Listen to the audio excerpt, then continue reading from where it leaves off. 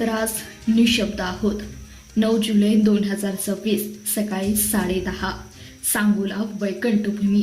आज तिथं अंत्यसंस्कार नव्हते, एका घराचा संसार जळत होता.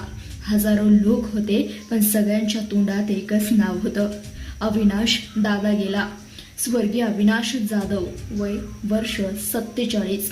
हृदयविकाराचा एक झटका आणि सगळं काही संपून गेलं. भाजपचे ज्येष्ठ नेते राजू मगर यांचे लहान बंधू, पण आमच्यासाठी CBS न्यूज मराठीचा ते श्वास होते. विठू गेला, रुक्माई एकटी राहिली. माधुरी मॅडम आणि अविनाश दादा म्हणजे आमच्यासाठी विठू रुक्माईचा जोडा होता. ती बोलायची, तो ऐकायचा. ती रडायची, तो पाठीवर हात ठेवायचा. ती स्टेजवर वादळ बनायची आणि तो स्टेजच्या खाली ढाल बनून उभा राहायचा. कालच माधुरी मॅडमनी स्टेटस ठेवलं होतं, रुसवा आहे ओठांवर, प्रेम आहे अंतरी, जिथे उभा विठ्ठल तिथे त्याची रुक्मिणी. देवा, तुला एवढी काय घाई झाली होती रे? दुसऱ्याच दिवशी त्या रुक्मिणीकडून तिचा विठ्ठल हिरावून घेतलास. आईचा एकुलता एक, 2 चिमुरड्यांचा बाप आणि एका स्त्रीचं संपूर्ण जग. राजकीय घराण्यात जन्म, तरी त्यांनी सत्ता नाकारली. फक्त एकच मागितलं, माझ्या माधुरीला सांभाळू दे. आज 3ही नाती पोरकी झाली. तो आमचा होता, फक्त माधुरी मॅडमचा नव्हता. CBS न्यूज मराठी नेटवर्कशी त्यांचं जिव्हाळ्याचे संबंध होते. CBS न्यूज मराठीच्या प्रत्येक सदस्याशी जवळचे संबंध होते. महिन्यातून 2-3 वेळा फोन यायचा, रशिदा बाळा, सगळं कसे आहे? आपल्या CBS न्यूज मराठी परिवारातील सदस्यांची काही अडचण असेल तर मला सांगत जा बरं का. कुणाची बाईक बंद पडली तर स्वतः ढकलत घेऊन जायचे. कुणाचं दुःख असेल तर रात्री 12 वाजता देखील फोन करायचे, विचारपूस करायचे. चेहऱ्यावर नेहमी हास्य आणि तोंडात एकच, मी आहे ना. CBS न्यूज मराठीच्या प्रत्येक सुखात ते होते, प्रत्येक दुःखात ते होते.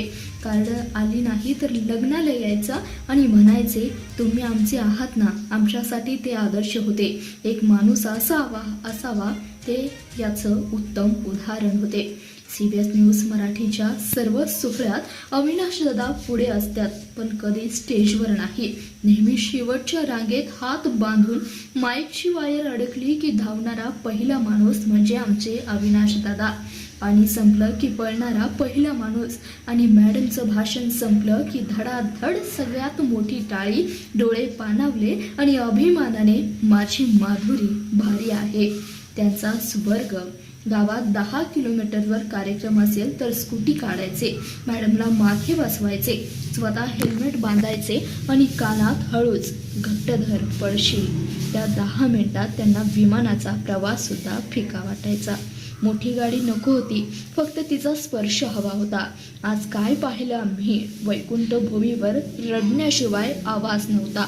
माधुरी मॅडम जमिनीवर कोसळल्या होत्या, कपाळ बडवत होत्या. माझा विठू गेला, कोण म्हणणार आता? घाबरू नकोस. बाबाची लाडकी 2 मुलं छातीवर झोपली होती. बाबा उठ ना, शाळेला कोण सोडणार? होमवर्क कोण चेक करणार? वयस्कर आईने आकाशाला प्रश्न विचारला, पांडुरंगा, माझ्या काळजाचा तुकडा का नेलास रे? 47 वर्षे एका सेकंदात राग झाली. CBS न्यूज मराठी आज पोरकं झालंय.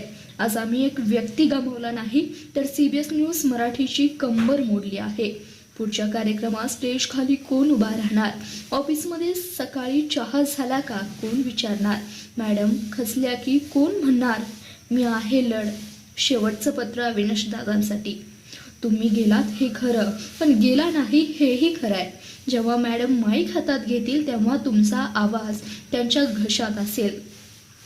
जेव्हा स्कूटी स्टार्ट होईल तेव्हा घट्ट धर ही तुमची सूचना असेल. आणि जेव्हा CBS न्यूज मराठीचा कार्यक्रम संपेल तेव्हा शेवटच्या खुर्चीत तुमची सावली आजही टाळी वाजवत असेल. आम्ही एक भिंत गमावली आहे, जिच्या आडून एक वाघीण महाराष्ट्राशी लढत होती. भावपूर्ण अविनाश दादा. स्वर्गीय अविनाश दादा जाधव, विठू गेला, पण रुक्माईचा आवाज आता दुप्पट ताकदीने घुमेल, कारण आता त्यांना तुमच्याही लढायचं आहे. भावपूर्ण श्रद्धांजली.